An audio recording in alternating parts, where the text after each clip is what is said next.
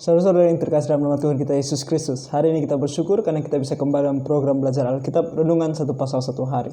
Hari ini kita akan melanjutkan renungan kita dari kitab Keluaran. Hari ini kita akan membaca dan merenungkan bersama-sama Keluaran pasal 28. Dan kita akan melihat tentang pakaian imam dan apa yang bisa kita pelajari dari sini. Kita akan merenungkannya bersama-sama. Nah, sebelum kita merenungkan firman Tuhan ini, mari kita sama-sama menyanyikan satu buah lagu dari KPPK yang berjudul Ku Memuji Namamu. KPPK nomor 20. Ku memuji namamu dan bertelut menyembah, seluruh bumi memuji, malak surga menyanyi. Puji besar kuasa-Mu, bertata selamanya. Bapa, Putra, Roh Kudus, Allah yang Maha Kuasa, dan ketiga yang esa, selamanya tak terpisah. Ku bersujud menyembah Allah yang Maha Tinggi.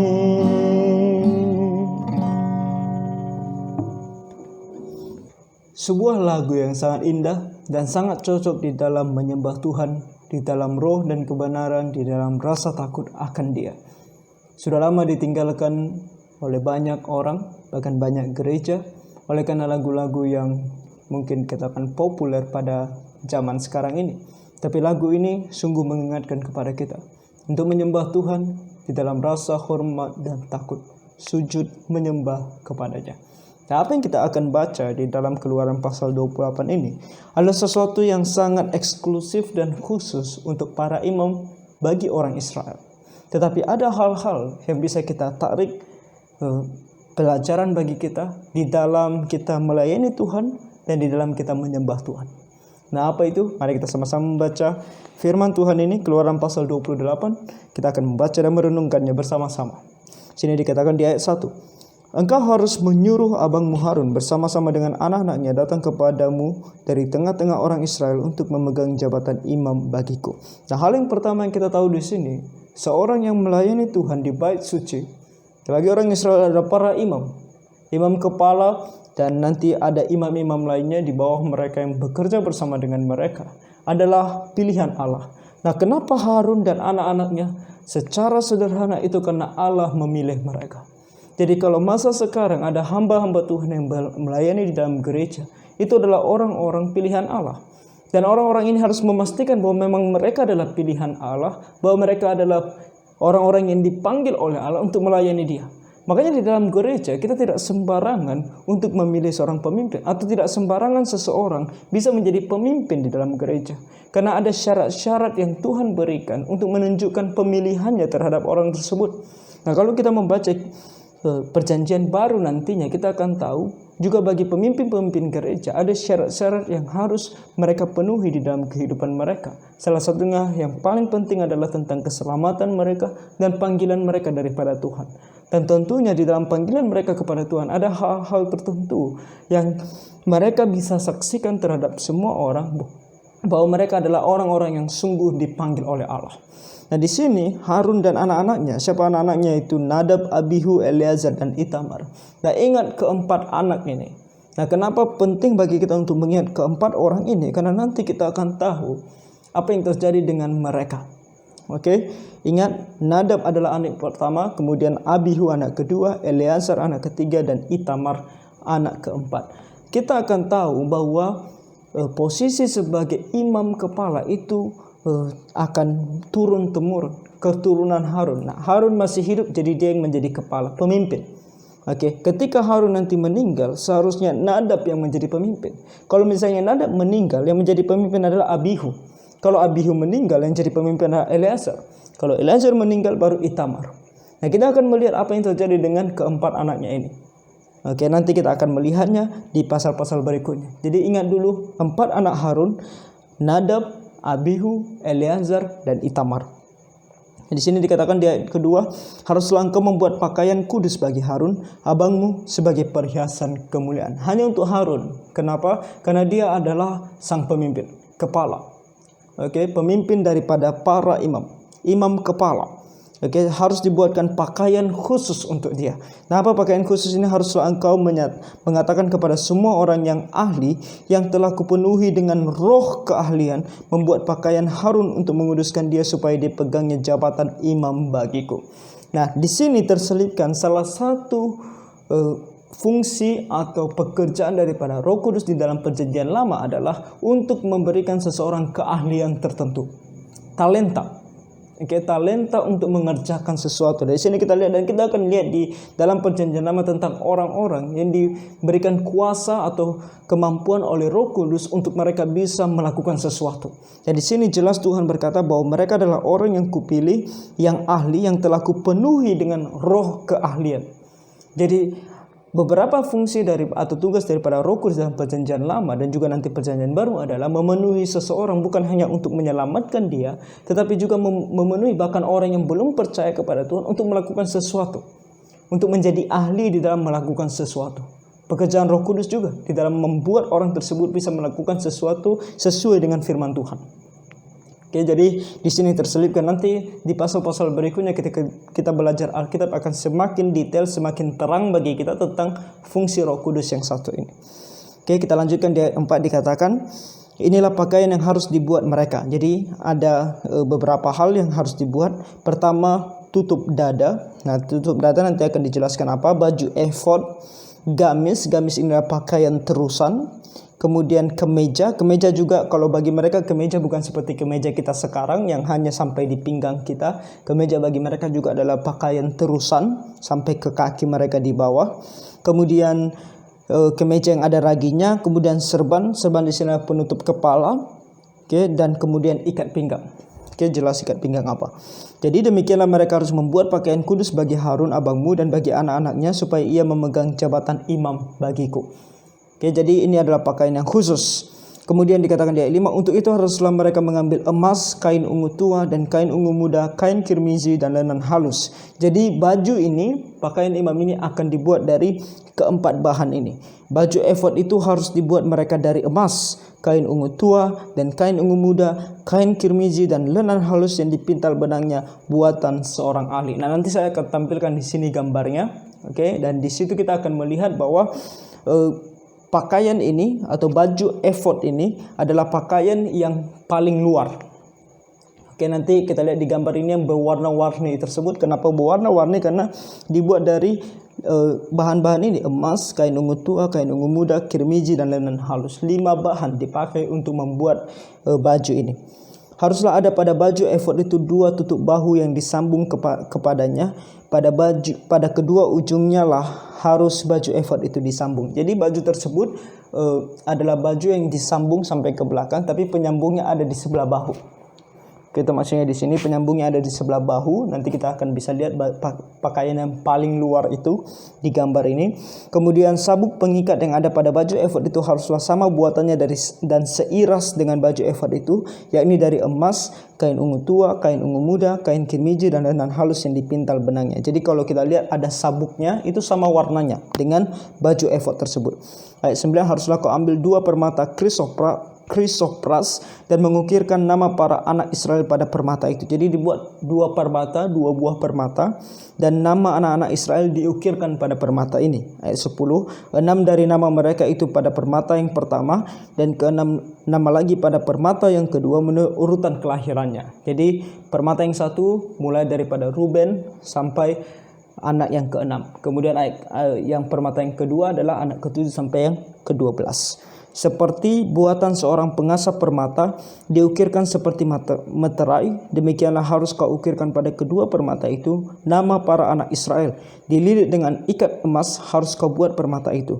Kemudian haruslah kau taruh kedua permata itu pada kedua tutup bahu baju efod sebagai permata peringatan untuk mengingat orang Israel.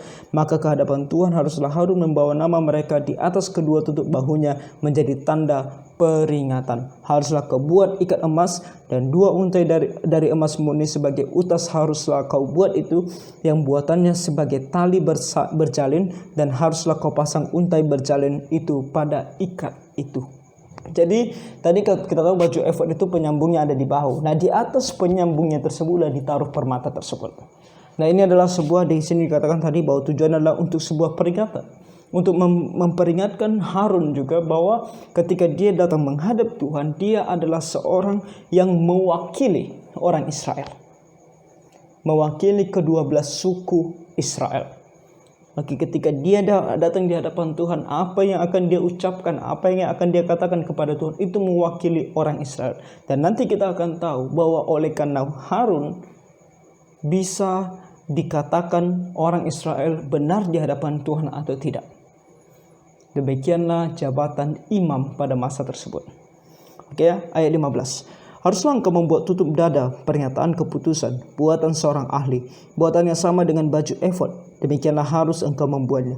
Dan dari emas, kain ungu tua, kain ungu muda, kain kirmizi, dalanan halus yang dipintal benangnya, haruslah engkau membuatnya. Haruslah itu 4 persegi lipat 2, sejengkal panjangnya dan sejengkal lebarnya. Jadi ada sebuah tutup dada yang dibuat di dada imam nantinya, dan itu berbentuk persegi, sejengkal panjangnya dan sejengkal lebarnya. Oke, dan itu juga dibuat dari kain yang sama seperti efod tadi. Jadi kalau di gambar ini kita melihat bahwa warnanya sama, backgroundnya, oke, sama dengan baju efodnya. Dan kemudian kita lihat di sini bahwa di ayat 17, haruslah kau taruh itu dengan permata tatahan 4 jajar permata. Oke, jadi ada batu permata yang ditaruh di bagian dada tersebut. Kalau kita lihat di gambarnya 4 jajar, maksudnya 4 baris, 1, 2, 3, 4 baris ke bawah. Dan dikatakan di sini bahwa permata yaspis merah, krisolit, malakit, itulah jajar yang pertama. Makanya ada 3 jajar pertama. Kemudian ayat 18 baris yang kedua, jajar yang kedua permata batu darah, lazurit, yaspis hijau. Jajar yang ketiga permata ambar, akik, kecubung. Jajar yang keempat permata pirus, krisopas, dan nefrit. Dengan berikatkan emas, demikianlah permata-permata itu dalam tatahannya. Jadi ditaruh di situ apa tadi yang disebut di sini sebagai tutup dada.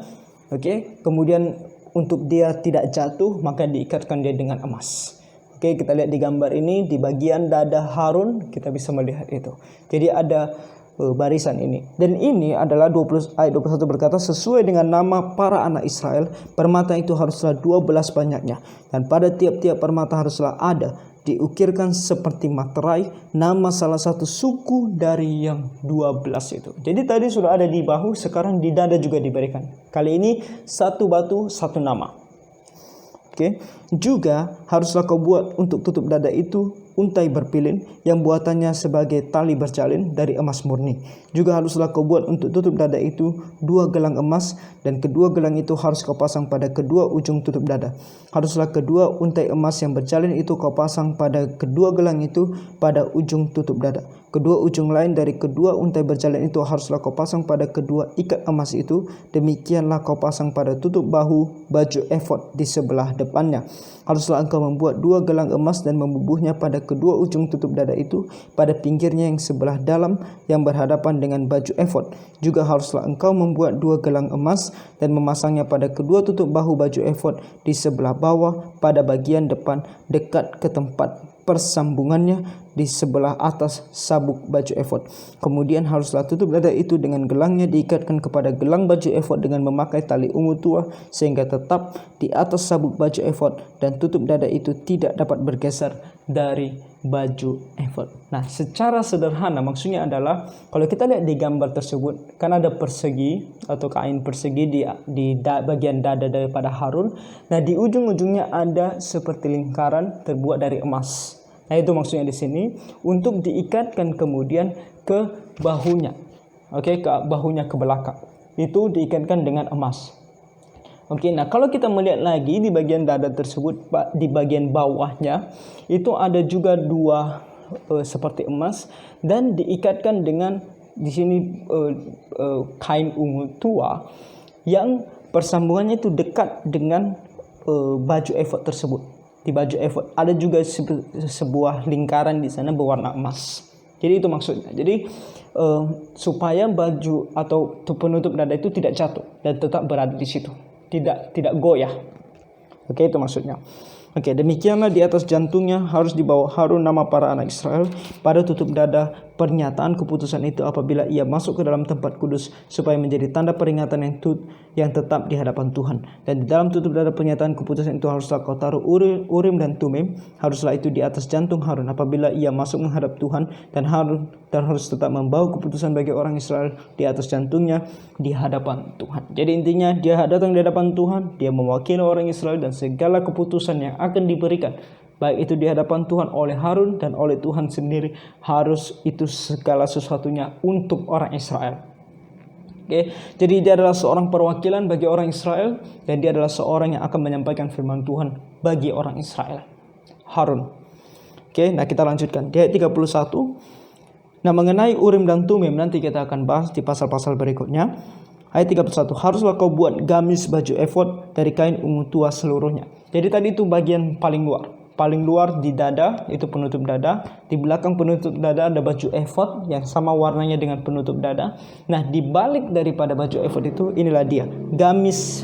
Gamis itu pakaian terusan, dan ini berwarna ungu tua. Nanti kalau di gambar ini kita bisa lihat ada baju yang berwarna ungu tua. Lehernya haruslah di tengah-tengahnya. Lehernya itu harus mempunyai pinggir sekelilingnya buatan tukang tenun seperti leher baju zirah. Haruslah lehernya itu supaya jangan koyak. Jadi di bagian leher kita lihat di sana seperti dibuatkan, supaya jangan koyak katanya di sini. Pada ujung gamis itu haruslah kau buat buah delima dari kain ungu tua, kain ungu muda dan kain kirmizi pada sekeliling ujung gamis itu, dan diantaranya berselang-seling giring-giring emas. Jadi kalau kita lihat di pakaian yang warna ungu ini, bagian bawahnya kita lihat di sana ada seperti bulatan-bulatan. Nah, itu adalah bulatan-bulatan terdiri dari kain, dan diantaranya ada giring-giring emas. Giring-giring emas, sehingga satu giring emas dan satu buah delima selalu berselang-seling pada ujung gamis. Jadi kainnya dibuat seperti buah delima, dia bulat, dan kemudian buah delima tersebut dari kain itu kemudian ada giring-giring ini seperti lonceng yang nanti akan bunyi ketika dia berjalan. Baru lagi buah delimanya, baru giring-giringnya lagi, begitu berselang-seling. Nah, haruslah gamis itu dipakai Harun apabila ia menyelenggarakan kebaktiannya. Bunyinya harus kedengaran apabila ia masuk ke dalam tempat kudus di hadapan Tuhan, dan apabila ia keluar pula, supaya ia jangan mati. Nah, kita melihat di sini peraturan atau perintah Tuhan yang diberikan kepada orang Israel di dalam beribadah kepadanya adalah sebuah peraturan yang sangat-sangat harus dilakukan sesuai dengan apa yang dia katakan. Kalau tidak, hukumannya adalah mati. Di sini kita melihat karakter Tuhan, di mana dia tidak menerima sebuah penyembahan yang asal sudah dilakukan, yang tanpa sebuah keteraturan, tanpa berpikir, tanpa melaksanakan segala sesuatunya dengan penuh pertimbangan. Bagi orang Israel tentu Tuhan memberikan di sini secara detail. Bagi kita gereja, terkadang kita berkata, di dalam Alkitab tidak ada peraturan secara detail bagaimana kita menyembah Tuhan. Kapan kita harus berdiri, kapan kita harus duduk, kapan kita harus bernyanyi, kapan kita harus baca firman Tuhan. Tidak, memang tidak diberikan secara detail demikian. Atau pakaian apa yang digunakan, apa yang dipakai oleh hamba Tuhan, apa yang dipakai oleh jemaat, tidak diberitahukan kepada kita secara detail seperti kepada orang Israel.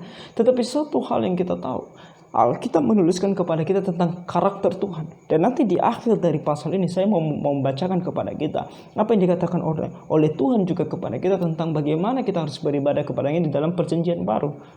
Bukan sembarangan. Bukan karena Tuhan tidak memberikan detailnya maka kita boleh sembarangan saja datang kepada Tuhan. Bukan demikian juga.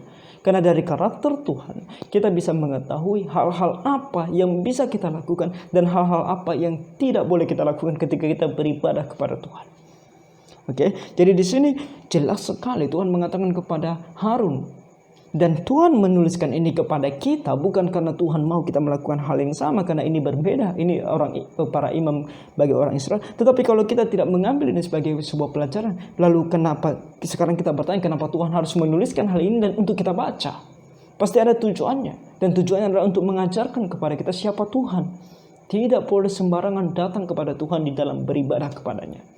Makanya setiap gereja sebelum ibadah, mereka harus betul-betul mempersiapkan segala sesuatunya dengan baik dan benar, dengan penuh rasa hormat, kekudusan, dan takut akan Tuhan. Di sini kita lanjutkan membaca dulu. Di ayat 36 dikatakan, juga haruslah engkau membuat patam dari emas murni, dan pada patam itu kau diukirkan seperti materai, kudus bagi Tuhan. Kudus bagi Tuhan. Tuhan selalu mengedepankan dan selalu menggarisbawahi sebuah ibadah kepadanya harus diadakan dengan kudus. Nanti kita akan lihat dalam kitab Mazmur dikatakan, datanglah menyembah Tuhan di dalam keteraturan, di dalam kekudusan.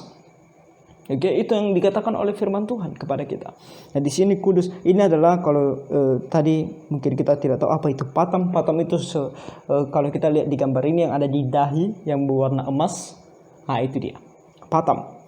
Juga haruslah engkau membuat patam dari emas murni, dan pada patam itu kau diukirkanlah seperti materai, kudus bagi Tuhan. Haruslah patam itu engkau beri bertali ungu tua, dan haruslah itu dilekatkan pada serban di sebelah depan serban itu. Jadi kan ada serban, ada topi, di depan serban itulah ditaruh itu. Oke, patam. Patam itu haruslah ada pada dahi Harun, dan Harun harus menanggung akibat kesalahan terhadap segala yang dikuduskan oleh orang Israel, yakni terhadap segala persembahan kudusnya. Maka haruslah patam itu tetap ada pada dahinya, sehingga Tuhan berkenan akan mereka. Kita lanjut, di ayat 39 dikatakan, haruslah engkau menenun kemeja dengan ada raginya dari lenan halus, dan membuat serban dari lenan halus, dan haruslah kau buat ikat pinggang dari tenunan yang berwarna-warni.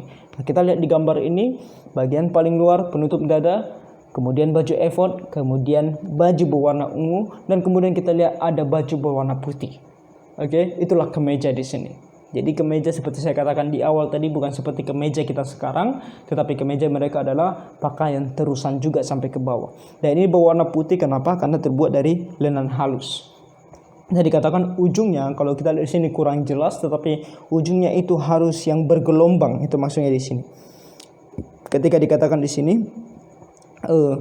dari lenan halus, dan membuat serban dari lenan halus, dan haruslah kau buat ikat pinggang dari tenunan yang berwarna-warni. Juga bagi anak-anak Harun haruslah kau buat kemeja-kemeja, dan haruslah kau buat ikat-ikat pinggang dari mereka, dan destar-destar haruslah kau buat bagi mereka untuk menjadi perhiasan kemuliaan. Nah, destar di sini adalah penutup kepala. Oke, dan jelas di sini untuk para imam. Oke, bukan berarti hamba Tuhan di dalam gereja hari ini harus menggunakan hal yang sama, tidak. Oke, tetapi prinsipnya yang mau kita ambil. Maka semuanya itu haruslah kau kenalkan kepada abangmu Harun bersama-sama dengan anak-anaknya. Kemudian engkau harus mengurapi, mentabiskan, dan menguduskan mereka, sehingga mereka dapat memegang jabatan imam bagiku. Nah, ini akan kita lihat di dalam perjanjian baru juga dibawa prinsipnya, yaitu seorang yang akan menjadi pemimpin gereja, gembala, itu akan ditabiskan. Oke, hamba Tuhan yang sudah ditabiskan oleh Tuhan, yang sudah terbukti bahwa dia adalah seorang memang yang dipanggil oleh Tuhan, dia akan mentabiskan generasi berikutnya, pemimpin gereja berikutnya, gembala berikutnya, pendeta berikutnya. Oke, diambil prinsipnya dari sini, dan kita tahu itu diajarkan kepada kita dalam perjanjian baru. Karena itulah yang diinginkan oleh Tuhan. Kembali, prinsip kekudusan, keteraturan, kedisiplinan yang Tuhan inginkan di dalam ibadah kepadanya. Lanjut di ayat 42 dikatakan, buatlah celana-celana lenan bagi mereka untuk menutupi daging auratnya. Celana itu haruslah dari pinggang sampai paha panjangnya. Nah, kita lihat di sini bentuk dari pakaian mereka adalah seperti daster. Jadi di balik daster tersebut mereka harus menggunakan celana pendek. Harun dan anak-anaknya haruslah memakainya apabila mereka masuk ke dalam kemah pertemuan, atau apabila mereka datang ke mezbah untuk menyelenggarakan kebaktian di tempat kudus, supaya mereka jangan membawa kesalahan kepada dirinya lalu mati. Itulah suatu ketetapan untuk selama-lamanya baginya dan bagi keturunannya. Prinsip kembali. Kenapa kalau mereka tidak menggunakan pakaian atau celana ini di dalam mereka akan mati? Karena itu adalah hal yang kurang ajar di hadapan Tuhan kalau mereka kelihatan auratnya. kurang ajar. Prinsip, ketika datang kepada Tuhan, beribadah kepadanya harus dengan rasa takut dan hormat, tidak dengan kurang ajar. Saya menekankan hal ini karena di dalam gereja zaman sekarang, karena kita mengatakan, oh Tuhan tidak memberikan kita detailnya, apa yang harus kita lakukan dan apa yang boleh kita pakai di dalam gereja. Kita menggunakan apa saja yang kita mau dan kita bersifat kurang ajar di hadapan Tuhan. Kita datang beribadah kepada Tuhan dengan pakaian yang sesuka hati kita. Celana pendek mungkin. Oh mungkin tidak celana pendek. Lebih kurang ajar lagi bagi mereka yang datang ke rumah Tuhan dengan rok mini. Karena saya rasa jarang orang datang ke gereja dengan celana pendek. Tapi dengan rok mini banyak. Anak-anak perempuan datang ke gereja dengan rok mini. Dengan pakaian-pakaian yang terbuka. Oh laki-laki tidak lagi memikirkan pakaian mereka. Datang ke hadapan Tuhan dengan apa adanya. Tentu kalau kamu adalah seorang yang tidak sanggup membeli pakaian yang baik dan rapi, kamu adalah orang yang sangat miskin. Sehingga pakaianmu ya hanya itu saja. Kamu boleh datang ke hadapan Tuhan, tidak masalah. Tapi kamu yang bisa menggunakan pakaian yang lebih baik, ini adalah masalah hati. Kamu datang ke hadapan Tuhan dengan sikap seperti apa? Dengan sikap acuh tidak acuh, tidak peduli siapa dia, siapa si dia, aku datang kepadanya, dia akan terima aku apa adanya aku. Atau kamu datang ke hadapannya, dia adalah seorang raja yang harus dihormati. Aku datang kepadanya dengan penuh rasa hormat, menunjukkan kepadanya. Bukan hanya soal hatiku, tetapi apa yang terlihat dari luar juga harus menunjukkan ke hadapannya bahwa dia adalah Tuhan, raja di atas segala raja yang patut aku hormati. Sekarang kita berkata, oh Tuhan tidak perlu semuanya ini. Tuhan itu melihat hati. Saudara, kalau memang Tuhan hanya melihat hati, kenapa di dalam perjanjian lama dia harus mengatakan semua hal ini? Mengapa? Itu harus menjadi pertanyaan bagi kita. Apakah Tuhan sudah berubah? Tidak, dia tidak pernah berubah. Tuhan berkata, apa yang ada di dalam hati kita, itulah yang kita keluarkan dari mulut kita. Itu nampak di luar. Jadi jangan kita bilang, oh dalam hatiku aku kudus, tapi di luar aku tidak kudus. Tidak ada hal semacam itu. Kalau kita mengatakan di dalam hati dan pikiran kita, kita orang kudus. Kalau kita mengatakan di dalam hati dan pikiran kita, kita hormat dan takut akan Tuhan. Maka itu harus ditunjukkan dari apa yang ada di luar. Termasuk pakaian kita, termasuk sikap kita di hadapan Tuhan. Kita datang di hadapan Tuhan zaman sekarang dengan musik duniawi. Dengan lagu-lagu duniawi yang tidak lagi kita pikirkan apakah itu sesuai dengan Alkitab atau tidak. Dengan cara-cara duniawi datang ke hadapan Tuhan dengan beraninya. Oh tentu ketika Tuhan disalibkan, tirai pembatas tempat kudus dan tempat maha kudus itu terbelah. Sebagai pertanda bagi kita, kita boleh langsung datang ke hadapan Tuhan. Tetapi ketika kita langsung datang ke hadapan Tuhan, apakah itu berarti kita bisa membawa segala keduniawian kita di hadapan Tuhan? Tuhan bilang kalau kita masih mencintai dunia, maka kita tidak ada cinta kepada Tuhan di dalam diri kita. Sekarang gereja tidak jauh berbeda dengan dunia. Sampai ada yang mengatakan, mari masukkan musik atau suasana duniawi ke dalam gereja. Supaya apa? Supaya orang dari dunia tidak merasa segan atau mungkin merasa nyaman di dalam gereja. Saudara, kalau orang dari dunia merasa nyaman berada dalam gereja, gereja itu bermasalah. Gereja seharusnya menjadi tempat yang menjadi terang, di mana dia akan menerangi kegelapan. Menerangi kegelapan artinya memberitahukan apa yang salah. Sehingga orang dari dunia, yang berasal dari klub malam, yang berasal dari tempat diskotik, yang berasal dari dunia malam, yang berasal dari tempat-tempat yang tidak benar, berasal dari kehidupan yang berdosa. Ketika mereka datang ke dalam dunia, mereka tidak merasa nyaman. Mereka terganggu. Karena di dalam gereja, mereka melihat kekudusan Allah yang jauh dari mereka. Dan mereka harus memilih antara dua hal. Tetap di dalam gereja dan berubah menjadi kudus. Atau keluar dari gereja karena mereka tidak mau berubah. Itu saja. Itu tugas gereja. Itu yang harus gereja lakukan. Dan dalam penyembahan kita kepada Allah, kita bilang kita dalam perjanjian baru, kita bebas melakukan apa saja. Saya mau membacakan kepada kita ayat firman Tuhan dari perjanjian baru. Apa kata Tuhan?